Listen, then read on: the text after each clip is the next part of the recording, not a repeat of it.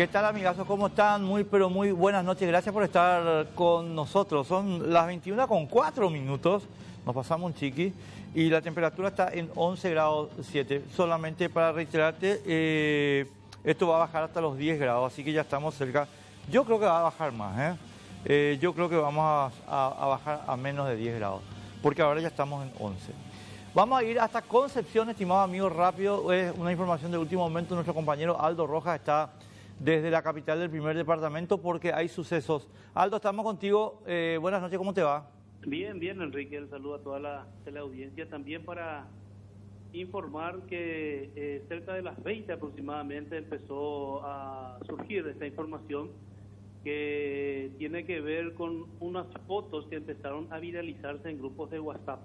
Eran 4 maquinarias las que se observaban en esta imagen, es decir, 4 tractores específicamente que estaban siendo incendiados, o sea, tenían fuego. Y a partir de allí las informaciones que empezaron a surgir, y nosotros tenemos lo siguiente que queremos compartir contigo y con toda la audiencia. Esto se trataría de un ataque de un grupo de personas desconocidas, grupo armado que ingresó en la jornada de hoy en la estancia Yuquerí. Esta estancia está siendo arrendada actualmente por una familia de origen pedrojuanina, es decir, del departamento de La Mambay. Pero esta estancia está en Pasiño, la colonia la colonia conocida como Pasiño, en el departamento de Construcción, en la zona del distrito de Ihuillaú. Hasta allí llegaron estas personas desconocidas, aparentemente tomaron de rehén a los peones y posteriormente quemaron de forma intencional estas 4 maquinarias pesadas. A estas horas, la Fuerza de Tarea Conjunta está llegando hasta el lugar para tratar de recabar más datos. De acuerdo a los primeros informes que nosotros manejamos, todo apuntaría que se trataría del grupo armado EPP, pero está para confirmar de acuerdo a los datos que vayan proporcionando los testigos de este ataque, Enrique. Aldo, Ihuillaú es parte de la zona normal de operaciones de la Fuerza de Tarea Conjunta, porque te acuerdas que ellos habían definido un cuadrilátero que denominaron zona roja. ¿Ihuillaú está en esa zona? Sí. Lo que pasa es que ellos le llaman subárea de pacificación, Enrique, los TAP. Hay creo que varios TAP, no estoy recordando el número exacto, en diferentes puntos estratégicos, y en la zona más cercana de ese lugar hay uno en Ihuillaú y otro está en la zona conocida como en la zona de Azoteí. A lo mejor el de Azoteí queda un poquito más cerca incluso que donde se produjo este ataque. Es una estancia bastante grande que está en el distrito aún de Ihuillaú, ya casi en el límite con Azoteí. Claro, una última, Aldo, y muchísimas gracias por esta información que nos estás adelantando. Me extraña nomás que en el relato de la Fuerza de Tarea Conjunta ellos digan, estamos llegando ahora, pero chicos, ¿y ustedes no tenían que estar desplegados en la zona de operaciones? Al punto exacto, decía yo, Enrique, el informe que yo tengo es que estaban llegando al punto exacto del ataque. Por eso te decía que yo creo que el de Azoteí queda más cerca incluso, ese SAP, que el de Ihuillaú, porque esa estancia está bastante lejos, al menos el casco principal que yo recuerdo está bastante lejos de la ruta principal. Seguramente cuando se llegue a conversar con los testigos de este ataque, vamos a poder también nosotros obtener más informaciones precisas de lo que ocurrió, reitero, en esta jornada en la estancia Yuquerí. Para datos de nuestro archivo nomás, Aldo, y después te dejamos tranquilo. Nadie herido, no hay nada que lamentar. Hasta el momento, al menos la información que yo tengo es que ninguna persona resultó herida. Solamente fueron tomadas estas personas, lo que generalmente hacen estas personas del EPP y de otros grupos armados que operan en esta parte del país, es retener a los peones, tratar de llevar muchas veces armas si tienen, también les quitan los chips a los celulares, también llevan a veces víveres y también, por supuesto, les habla les arengan, mejor dicho, sobre su filosofía y posteriormente seguramente habrán dejado algún panfleto o quizás también alguna recomendación para los arrendatarios de esta estancia y posteriormente queman las maquinarias. Este suele ser el modus operandi de estas bandas armadas. Aldo, un abrazo, muchísimas gracias por la info, suerte. Igualmente, hasta luego. Aldo Rojas, nuestro compañero allá en el norte del país. ¿Qué te puedo decir que ya no hayas escuchado sobre el EPP? ¿Y qué te puedo decir que ya no hayas escuchado sobre la inoperancia de la Fuerza de Tarea Conjunta? ¿Y qué te puedo decir que no hayas escuchado ya sobre las leyendas de corrupción que lastimosamente salpican a la gestión del Estado en la zona de operación? Sinceramente, no, nada nuevo. O sea, sinceramente, nada nuevo. Lo único, están vivos y están coleando, nada más. El Banco Atlas te permite aprovechar mejor tu tiempo y vivir con más comodidad. ¿Cómo es el tema? Sencillo, vos tenés que bajar las aplicaciones que podés utilizar para las operaciones bancarias de Banco Atlas a tu computadora, el Home Banking, o al teléfono el Atlas móvil, sin problema. Y ahí ya tenés habilitado todo lo que necesites, todos los servicios, todos los pagos, las transferencias, en fin, los balances. Eso de los balances es importantísimo porque realmente te facilita el tema contable. Cualquier duda que tengas, tenés que llamar al call center del banco 021-217-5000 o whatsappear 0973-217-500. Y acordate que Personal te está ofreciendo megaplanes para mantenerte conectado. Por ejemplo, ahora tenés un megaplan ilimitado con 50% de descuento que te brinda por 18 meses ese descuento, que te brinda 8 gigas y llamadas ilimitadas por solamente, escucha bien, 80.000 guaraníes. Y además puedes canjear 2 gigas más con el saldo que recibís, así que puedes quedarte conectado tranquilamente con Personal. Bueno, hoy queríamos reflexionar con, a mi modo de ver, el mejor historiador del Paraguay, vivo, sobre este evento que recordamos, el 75º aniversario del final de la rendición de Alemania, más bien, no el final de la guerra que siguió hasta septiembre. Y está con nosotros Eric Caballero, justamente. Así que, Eric, sin más trámite, buenas noches, gracias por estar con nosotros. Buenas noches, Enrique, buenas noches a tus compañeros y a la audiencia de ABC TV. Realmente hoy es un día interesante que por el COVID se dejó de celebrar, ¿verdad? Porque hoy es el Día de la Victoria. Sí, señor. Te quería decir antes una pequeña lisonja. Eric, yo cada vez que te leo en Twitter explicando alguna de tus obras, me maravillo del nivel de información que vos tenés sobre el Paraguay y qué importante que es que haya gente como vos y gente como vos, trabajando sobre mantener la memoria histórica del país. Eso nomás te quería decir antes de empezar y muchísimas gracias. Gracias a vos por el concepto. No, en serio, y sabes bien que es verdad, entre paréntesis. Bueno, Eric,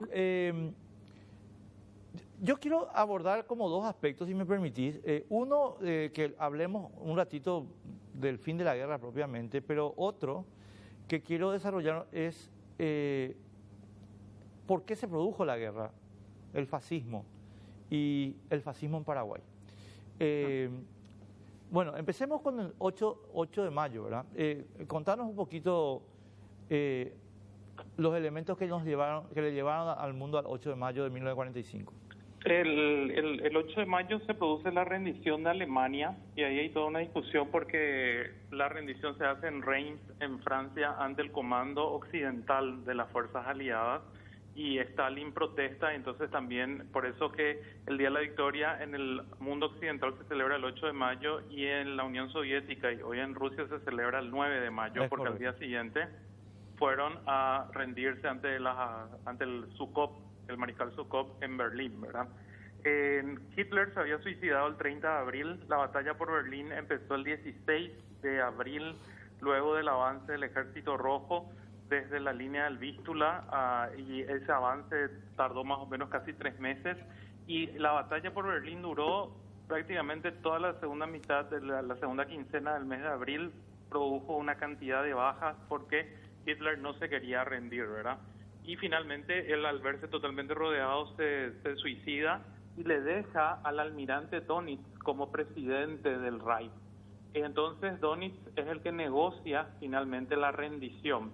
Esa rendición que finalmente después Dönitz sigue en el poder de Alemania hasta el 25 de mayo, después es arrestado, sometido a los juicios de Nuremberg, que fue a los criminales de guerra, pero Dönitz fue acusado solamente de la guerra ilegal submarina y por lo tanto en 1956-57 él sale de la cárcel y murió en la vejez hacia la década del 80. Incluso escribió sus memorias. Tengo entendido que, sí, por ahí, el 70 y algo. Sí, 79, 80, por ahí. ¿Sabes por qué te digo esto? Esto es anecdótico aparte, ¿verdad? Entre paréntesis, pues me tocó ver, digamos, alguna entrevista que le hicieron en la televisión británica a Karl Dönitz y a Albert Speer, el que era el ministro de Armamentos. Sí, exacto.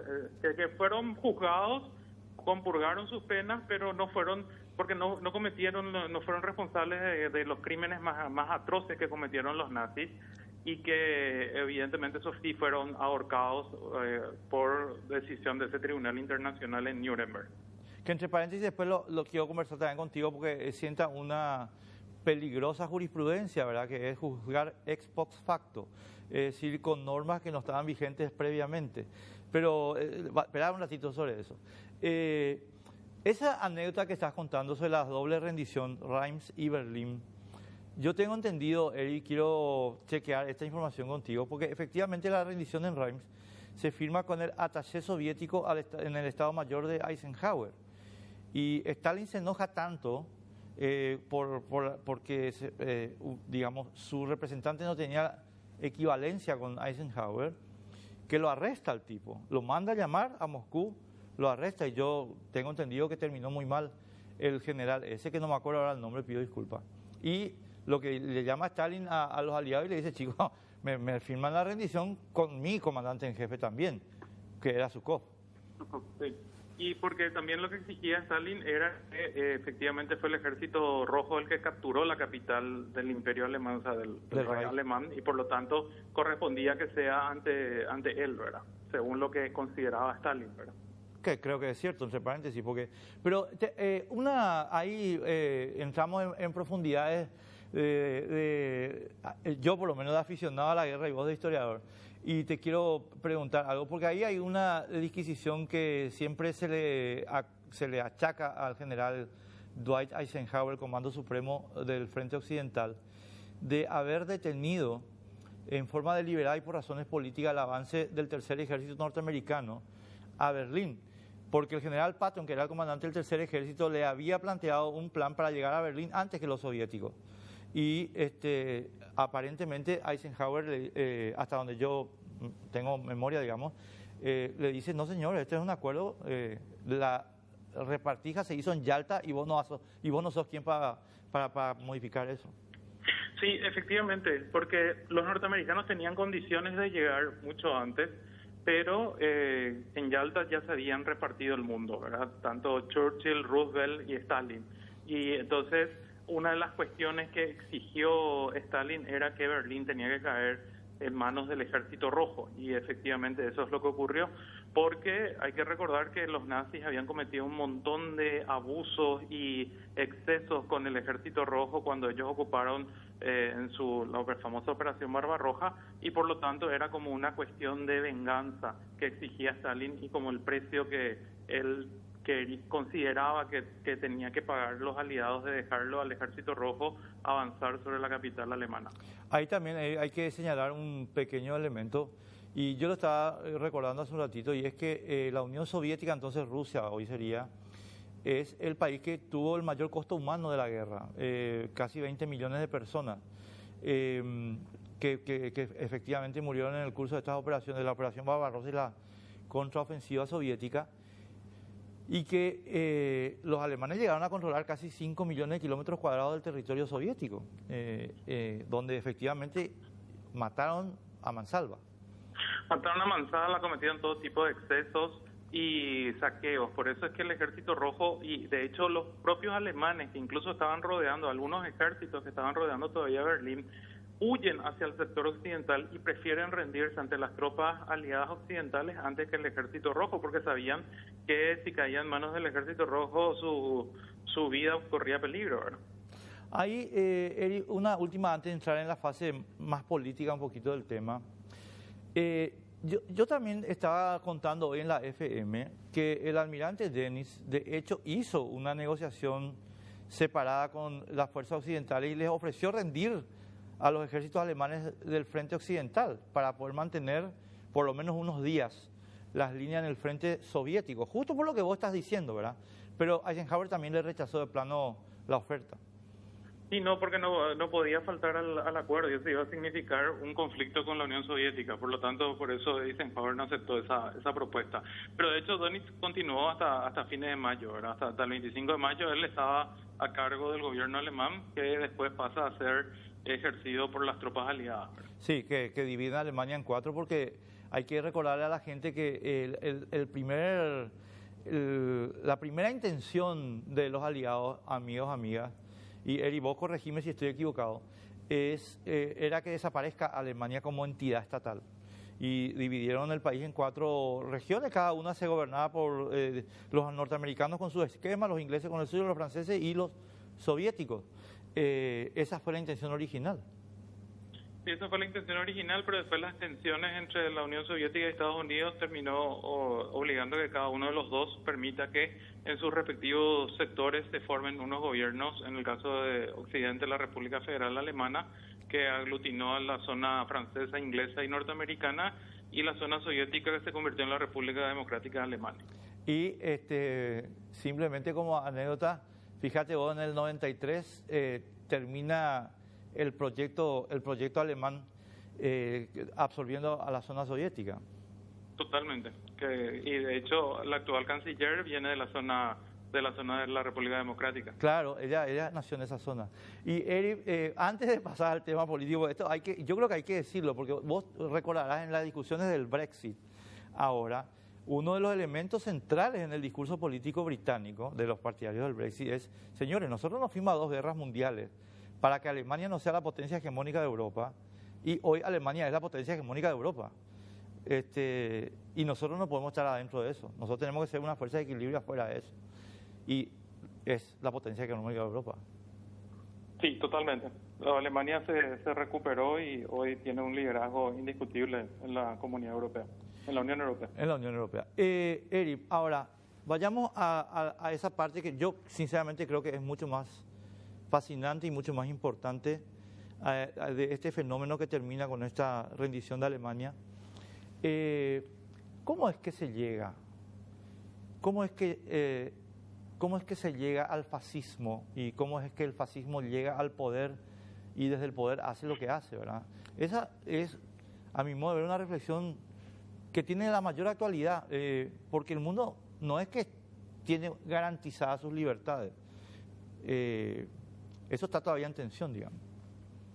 Lo que ocurre es que justamente algo que quisieron aprender los aliados de la Primera Guerra Mundial es que dejaron tan herida a Alemania y en una situación de pauperismo, donde esa República de Weimar que se crea después de la Primera Guerra Mundial, donde dejan a una sociedad alemana al borde del desquicio, de que aparezcan estos grupos, que en este caso fue el Partido Nacional Socialista, el partido nazi, que después va a aprovechar las debilidades de esa democracia con un discurso bastante fuerte en términos anticomunistas, porque también los obreros estaban aglutinados en sindicatos y estaban haciendo también sus reivindicaciones en esa situación de extrema pobreza y de desespero económico al que sometían a Alemania por las condiciones que se impusieron al terminar la Primera Guerra Mundial. Y lo mismo va a ocurrir en Italia, de manera diferente, a pesar de que Italia fue vencedora, pero Italia está en una situación de bastante tensión social por la actividad de los movimientos anarquistas, y ahí aparece la marcha sobre Roma. Mussolini va a tener mayor éxito y es el que va más o menos marcar el camino que después va a seguir Hitler, con sus variantes, ¿verdad?, dependiendo de cada sociedad. Entonces ahí es donde estos fascistas autorizan, y hay algunos autores como Rafael del Águila que hablan de que estos partidos en un principio aglutinaban a esta gente que estaba desplazada de la actividad económica, pero después se convierten en verdaderas estructuras de propaganda política, donde nada se discute y todo se cumple en base a una visión autoritaria del propio partido. Y eso ellos después lo trasladan cuando toman el poder, tanto en Italia como en Alemania, estableciendo de que la máxima autoridad es el Estado, estableciendo un modelo corporativo de organización donde nada está fuera del Estado, todo tiene que estar controlado por el Estado o reglamentado por el Estado en un exceso tal en que prácticamente se pierde toda capacidad de organización independiente al Estado.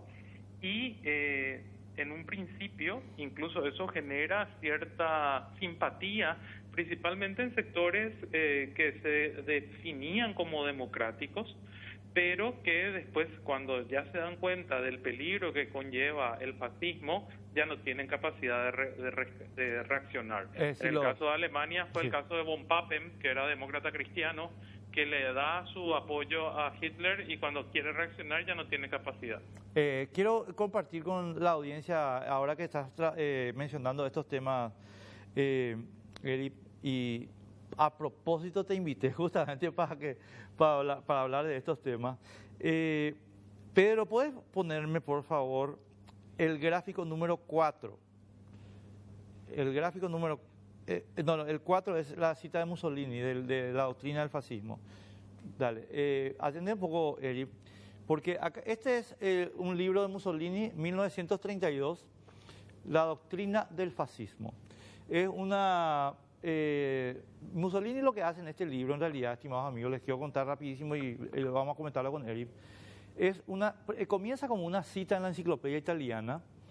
Y Mussolini empieza declarando, el fascismo en realidad no tiene doctrina, tiene acción y tiene apuntes. Y el resultado de las acciones y los apuntes es esto que les estoy ofreciendo ahora, dice Mussolini, en este librito, La doctrina del fascismo. Pero acá en la página 31 y en la página 32 hay dos citas que a mí me parece súper importantes para entender un poco, Eric, la cuestión que estamos conversando. El fascismo niega que la mayoría... Atendé bien, amigas, amigos, y Eric, para después escuchar tu comentario. El fascismo niega que la mayoría, por el mero hecho de ser mayoría, pueda gobernar a las sociedades humanas. Niega que esta mayoría pueda gobernar por medio de una consulta periódica, o sea, las elecciones. Afirma la desigualdad irremediable, fructífera y beneficiosa del género humano, que no se puede nivelar un hecho tan mecánico y extrínseco como el sufragio universal. Y la parte, a mi modo de ver, central, el fascismo es definitiva y absolutamente, está definitiva y absolutamente en contra de las doctrinas del liberalismo, tanto en el ámbito político como en el económico. ¿Por qué esta reacción antiliberal, antidemocrática tan enorme, Eric? Porque lo que ocurre con el fascismo y con el nazismo es que son las únicas ideologías que surgen después de la Ilustración, que están en contra de la Ilustración, en contra de la racionalidad. Ellos juegan mucho con el tema del sentimentalismo, del amor a la nación, del amor a la raza, justamente eso que está en esa cita que vos estás mencionando. Ellos consideraban, por ejemplo, el caso de Mussolini, que él era el heredero del Imperio Romano y que había que reconstruir el Imperio Romano. En el caso de los nazis hablan de la superioridad de la raza aria. Entonces, obviamente, ellos son las únicas, o sea, el fascismo es la única ideología que no cree en el progreso, que rechaza toda la herencia de racionalidad y de culto a la libertad, porque hasta incluso el socialismo, en una cuestión de discurso, habla de que respeta la libertad del ser humano, ¿verdad? Pero partiendo de que primero hay que ser iguales para ser libres. Y en cambio el liberalismo dice, para ser iguales tenemos que ser primero libres, ¿verdad? O sea, la vía es la que discuten socialistas y liberales. Pero en el caso de los fascistas dicen, no, primero no somos iguales, y la libertad no existe. ¿Por qué? Porque la libertad no puede ser expresada por la mayoría, sino que va a haber un grupo que es el que sabe lo que tienen que hacer. Y en este caso son los fascistas de combatimiento o los miembros del partido nazi, ¿verdad?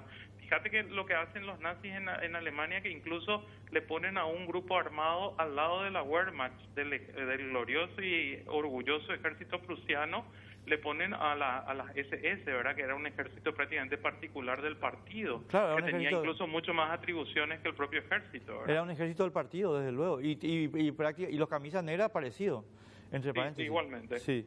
Ahora, Pedro, poneme la tapa de la doctrina del fascismo, porque yo le quiero recomendar a mucha gente, este es un librito que ustedes pueden comprar hoy en Amazon o en cualquier, es La doctrina del fascismo de Mussolini. Porque hay mucha gente en Paraguay, Eric, aquí entramos ya en materia, hay mucha gente en Paraguay, estimados amigos, que no sabe que es fascista.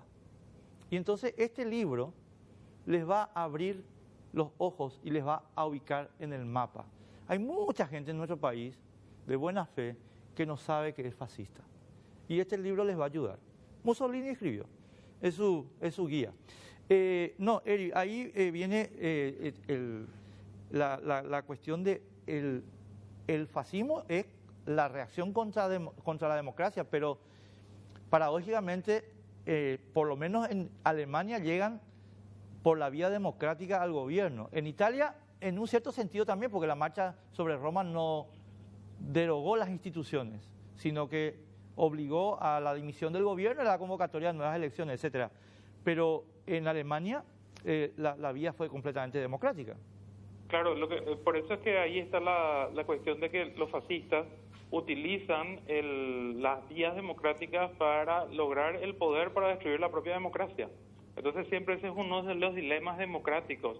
Si vos realmente como demócrata tendrías que permitir que litigue o que se presente a unas elecciones un partido que abiertamente quiere abolir la democracia, ¿verdad? Eso es un dilema político, ético, que muchas veces se plantean en muchas sociedades, ¿verdad? O sea, en Alemania, por ejemplo, hasta hoy en día está prohibido, y de hecho se suele ver, y ustedes en los medios de prensa suelen mostrar cuando hacen los aniversarios, los neonazis son brutalmente reprimidos por la policía porque está totalmente prohibida una reivindicación del partido nazi, ¿verdad? Hasta hoy en día. Sí, es correcto. Incluso para la gente que no sabe, la Alternativa por Alemania, que ahora es el tercer partido más importante de Alemania, siempre está bajo investigación policial a ver si tienen nexos con la reivindicación del nazismo. Totalmente, así mismo. Así mismo. Yendo un poco a eso, a mí me interesa conversar contigo sobre el ascenso de Hitler al poder. Y te pido, Pedro, por favor, si podemos compartir con la gente el gráfico número 1. Este, estimados amigos, es el afiche electoral de la lista 3. Este es el Partido Católico del Centro. Era el partido más grande de Alemania hasta la irrupción de los comunistas y los nazis, y después siempre siguió siendo el tercer partido más grande de Alemania. Este afiche, lista 3 del Partido Católico del Centro, es el afiche que hicieron para las elecciones de noviembre de 1932, que fueron las elecciones que ganó Hitler. Y este sujeto que ustedes ven acá se llama Ludwig Kass. Como ustedes pueden ver, es un sacerdote católico, el sacerdote católico Ludwig Kass. Este personaje, estimados amigos, perdón, Eric, ya te quiero compartir contigo enseguida, porque esto es lo que quiero contar. Este personaje, estimados amigos, era íntimo, amigo y colaborador de, adivinen quién, Eugenio Pacelli, que era nuncio apostólico en Alemania. Y después fue elegido Papa Pío XII. Él era su más íntimo colaborador. Este señor, Ludwig Kass, ¿saben qué hizo? El gráfico número 2. Por favor, Pedro. Este señor, número 2, este señor Ludwig Kass le permitió a Hitler votar esta ley, la ley de habilitación y plenos poderes. ¿Saben a cambio de qué? De que Alemania siga pagando los fondos de la Iglesia Católica.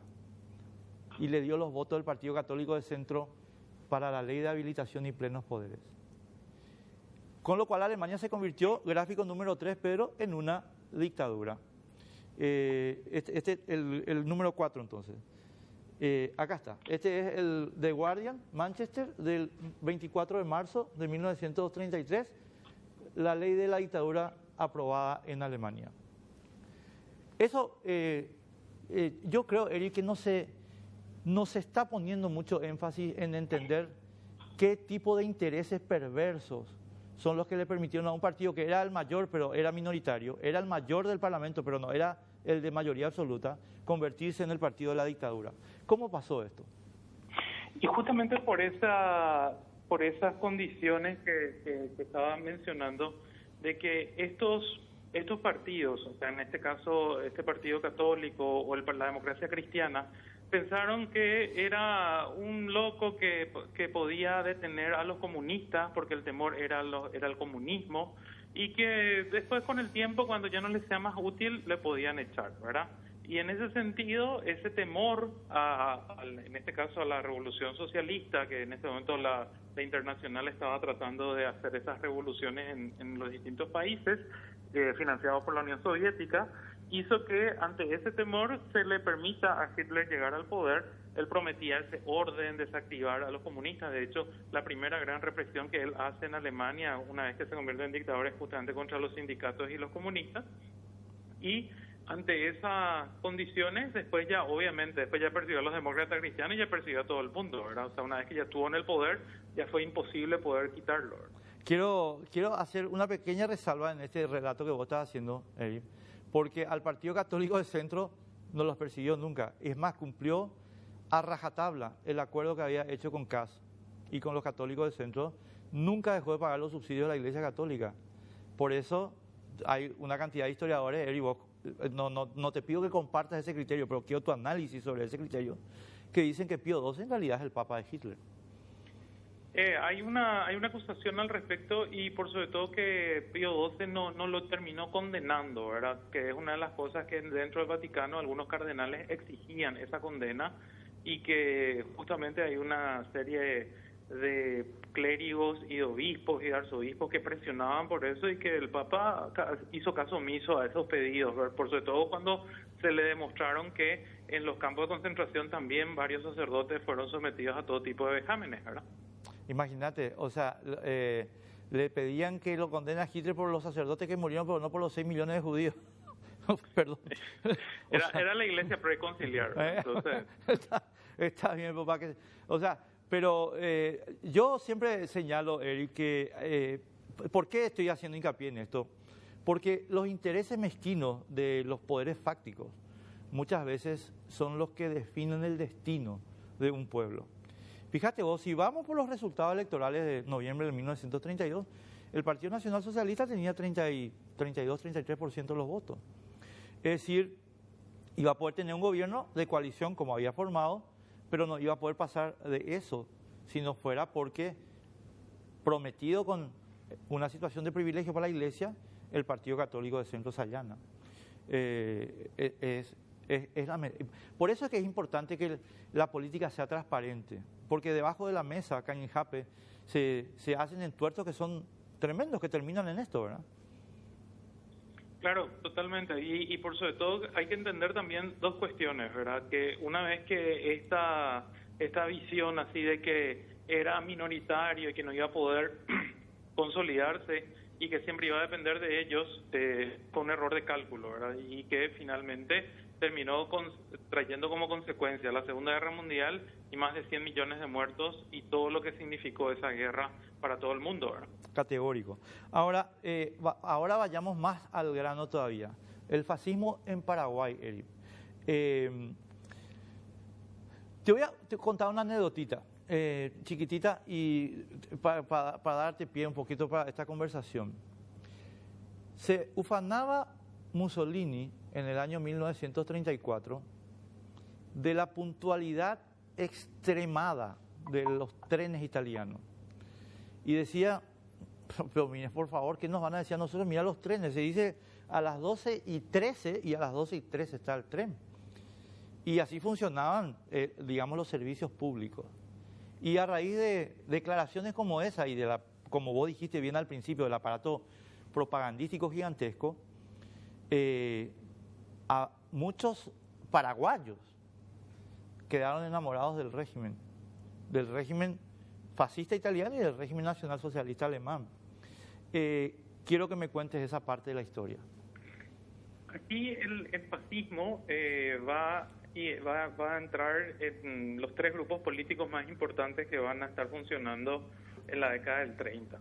Entra dentro del grupo de la Revolución de Febrero del 36 a partir de dos exponentes, los hermanos Freire Esteves y el hijo del general Caballero, Bernardino Caballero, quien había estado en Alemania y vino justamente maravillado de la Revolución Alemana, ¿verdad? Porque así la llamaban. Sí.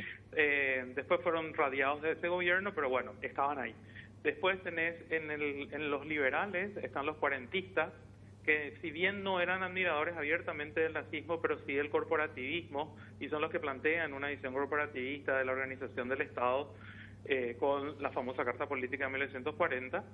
Y después, dentro del Partido Colorado, estaban los guiones rojos encabezados por Natalicio González, quien más que admirado por el nazismo y por el fascismo, viene admirado del nacionalismo extremo de Maurras en Francia, claro, donde sí. él estuvo en la década del 20, que también está muy cercano a estos movimientos, ¿verdad? Entonces, es como que esos tres grupos entran dentro de esas tres agrupaciones políticas y influyen mucho en el desarrollo de esa visión de cómo tenía que ser el vínculo entre el Estado y la sociedad en el Paraguay de los años 40. Y de hecho el gobierno de Higinio Morínigo es un gobierno que desarrolla muchas prácticas del fascismo. De hecho tenía la Carta Política funcionando, si bien no hizo las elecciones, y tenía el soporte dentro del ejército de un grupo llamado el Frente de Guerra, que eran abiertamente admiradores del nazismo. Claro, me encanta que hayas mencionado a Charles Maurras, porque Maurras, estimados amigos, en Francia era el director del ala católica conservadora. Su diario La Croix, La Cruz, es hasta ahora uno de los medios más influyentes de la derecha católica francesa. Y se convirtió después en la base de sustentación de la dictadura de Vichy, del mariscal Pétain, al servicio de Hitler. Por eso es que hay estas asociaciones que vos decís, ¿en nombre de quién es lo que ustedes están hablando, señores de la iglesia? Perdón, pero eso, yo no te meto ahí, Eric. Ahora, vayamos un poquito sobre esto que, bueno, yo creo que el decreto 152 pinta de cuerpo entero a los hermanos Freire Esteves y al hijo de Bernardino, me dijiste, ¿verdad? Sí, que fue el primer ministro de Agricultura. ¿Ese que tiene que ver con Guillermo Caballero Vargas? Creo que no es su antepasado, es de otra rama. Hay que recordar que Caballero tuvo varios hijos. Sí. Ese es otro de los hijos. Era un potro, Bernardino, o sea, categórico. Una cosa, bueno, esa rama ya se consta que los Freire Esteves venían del Partido Liberal. Sí, venían del Partido Liberal, pero por eso te digo que dentro mismo del Partido Liberal se desarrollan también los cuarentistas. O sea, en esa década del 30, lo que estaba logrando, a partir de esa anécdota que vos decís, los trenes italianos, las autovías alemanas, el resurgir y el renacimiento alemán, y además hay que entender que también ellos hacían muchísima propaganda, ¿verdad? O sea, aquí en la escuela, lo que hoy sería el Dante Alighieri, los niños iban vestidos como el uniforme fascista, hicieron funcionar el Dopo Lavoro, la escuela alemana hacía homenajes a Hitler, la embajada alemana financiaba una de las audiciones de radio más escuchadas en la década del 30 en Asunción, con cursos y música en las radios que existían en el país en ese entonces. No te puedo creer. ¿En serio me estás hablando de eso? Sí. O sea, yo sabía lo del colegio alemán, pero lo de las radios es la primera vez que estoy escuchando. Sí, de hecho por eso va a empezar es muy interesante porque justamente el Servicio Secreto Británico informa de eso y entonces el servicio británico en Asunción comienza a dar becas para estudiar inglés y hacer también la contra desde las audiciones de radio, dando una visión desde la BBC con programas grabados. En esa época la transmisión era mucho más difícil, Claro. entonces los programas se traían grabados en discos, ¿verdad? En discos de vinilo y se pasaban en la radio, ¿verdad? Eri, a ver, corregime si estoy equivocado, porque yo estoy planteando, bueno, están estos muchachos, Freire Esteve, Caballero y compañía del gobierno de Rafael Franco, de la dictadura de Franco, pero después Félix Paiva, digamos, con la restauración democrática, entre comillas, trae al grupo universitario, que eran todos nazis también. Sí, de hecho, Félix Paiva, uno de sus primeros decretos es declarar la cartilla nacionalista, lo que se tenía que estudiar en las escuelas y cómo tenía que ir forjándose la visión nacionalista de los niños, ¿verdad? Entonces, tampoco, o sea, por eso lo que yo señalo es que el fascismo y toda esa admiración a estos grupos totalitarios permeó a todas las agrupaciones políticas del Paraguay en esa época, ¿verdad? Entonces, por eso es que, y también al ejército. Y entonces ahí nos encontramos con que efectivamente después en los sectores más democráticos, en todos los movimientos políticos que existían en el país, van a insistir mucho con el tema de convocar a una nueva convención constituyente y establecer un nuevo pacto, ¿verdad?, que supere esa visión de admiración que los cuarentistas llegaron a plasmar en la Carta Política de 1940. Hablando de nazis y hablando de los cuarentistas, Pedro, ¿me puedes poner el gráfico número 6 de Efraín Cardoso?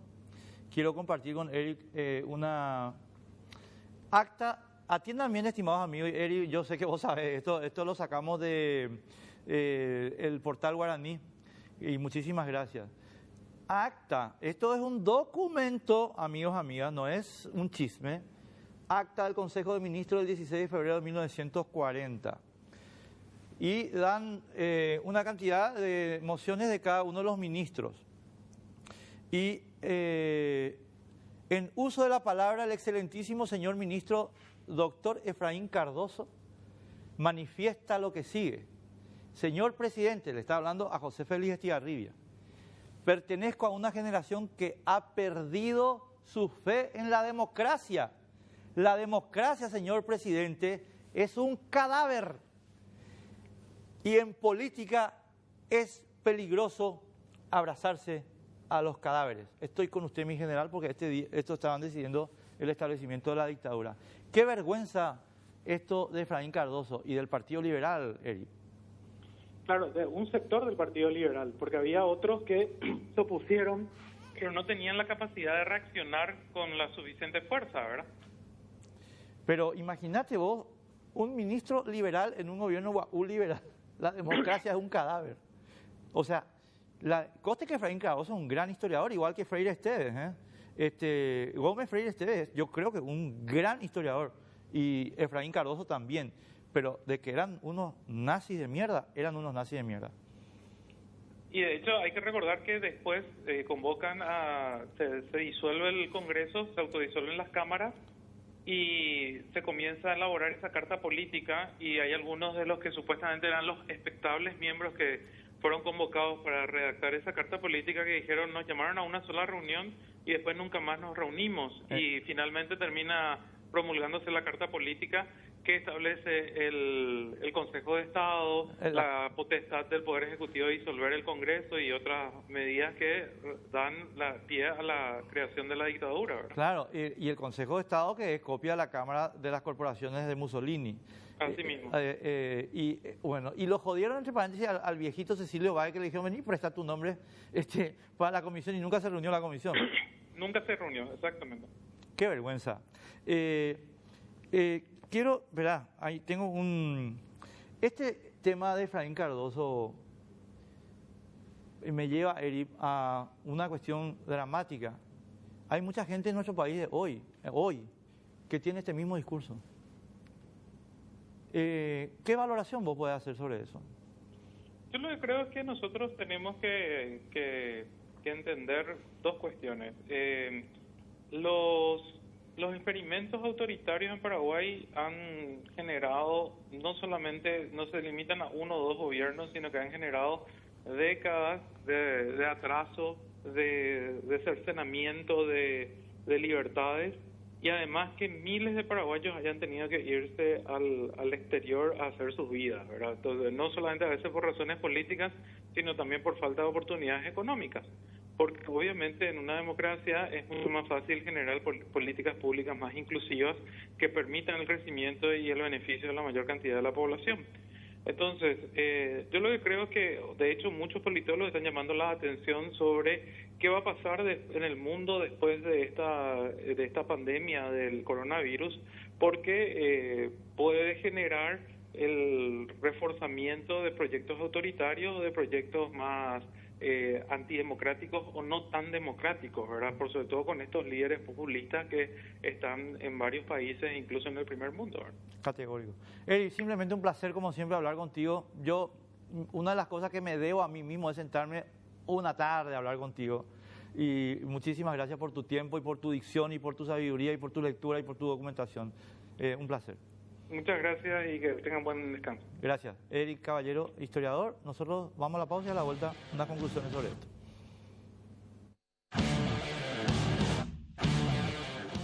Bueno, vamos a recapitular esto que estuvimos hablando con Eric Caballero, estimado amigo, rápidamente, de la siguiente manera. Pedro, ¿me puedes poner la cita de Mussolini otra vez, por favor? La cita de Mussolini, el librito La doctrina del fascismo, página 31 y página 32. El fascismo es definitiva y absolutamente contrario de las doctrinas del liberalismo, tanto en el ámbito político como económico. ¿Me puede poner también el discurso del señor Efraín Cardoso del Partido Liberal, por favor, en acta de gabinete del 2 de febrero de 1940? En uso de la palabra, el señor ministro doctor Efraín Cardoso manifiesta lo siguiente: señor presidente, pertenezco a una generación que perdió fe en la democracia, igual que Mussolini. La democracia, señor presidente, es un cadáver, igual que Mussolini. En política es peligroso abrazarse a los cadáveres, igual que Mussolini. ¿Qué hizo Efraín Cardoso en Paraguay con la protección del dictador José Félix Estigarribia? Dictador nazi, José Félix Estigarribia. Hizo una constitución, la Carta Política de 1940, estimados amigos, que incorpora las ideas institucionales de Mussolini, la Cámara Corporativa. La Cámara Corporativa es una cámara que no está elegida por el pueblo, está elegida por las corporaciones. Y a esa cámara se llamó Consejo de Estado. Artículo 62 de la Constitución de 1940 de estos nazis. Quiero compartir con ustedes ahora un tuit de Katia González, diputada nacional. Días pasados. La democracia liberal está en crisis. Igual que Mussolini, Katia. ¿Qué pasa contigo? La democracia liberal está en crisis en todo el mundo porque ha sido vaciada en su contenido por el neoliberalismo y los populismos de izquierda y derecha. Pero ponemos vos Efraín Cardoso, ¿cómo me suena parecido? Efraín Cardoso, Katia González, Efraín Cardoso, a ver. El gráfico de Efraín Cardoso, ahí está. La democracia es un cadáver. Es parecido, ¿verdad? ¿Y el de Mussolini? El de Mussolini, por favor. El fascismo absolutamente en contra de las doctrinas del liberalismo. El fascismo niega que la mayoría pueda gobernar. Qué parecido, ¿eh? Por eso yo les decía al principio del programa, en Paraguay hay gente que es fascista y no sabe que es fascista. Hay gente que... Katia González, estimado amigo, está proponiendo una cámara corporativa no elegida por el pueblo. 40% integrada por organizaciones de la sociedad civil, ONGs, y 60% por espectables que nadie sabe de dónde van a salir. Espectables que son los buenos, wow. Igualito que Mussolini. Igualita, acá están, si esto no es igual, bueno, ¿qué es igual? Y como ustedes saben el viejo dicho, camina como pato, tiene plumas de pato, tiene pico de pato, huele como un pato. ¿Qué es? Es un pato. Caminás como fascista, hablas como fascista, proponés lo del fascismo, ¿qué sos? Fascista. Buenas noches, nos vemos el lunes a las 21.